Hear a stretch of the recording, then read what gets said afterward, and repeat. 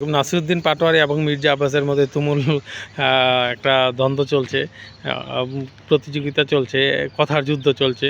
তো একদিক দিয়ে আমরা মজাই পাচ্ছি। তরুণ সমাজ নাসিরউদ্দিন পাটোয়ারিকে খুব পছন্দ করতেছে, আবার অভিজ্ঞ মানুষ যারা এক্সপিরিয়েন্স তারা হয়তো মির্জা আব্বাস সাহেবকে পছন্দ করতেছে, কারণ মির্জা আব্বাস সাহেব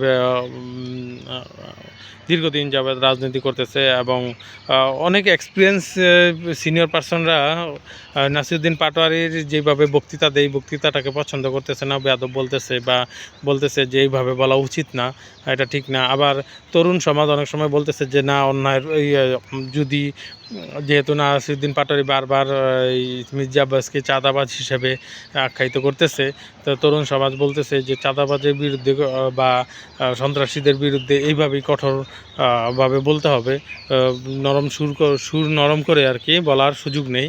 তো বিভিন্ন মানুষ বিভিন্ন কেউ নাসিরউদ্দিন পাটোয়ারিকে পছন্দ করতেছে, কেউ মির্জা আব্বাসকে পছন্দ করতেছে।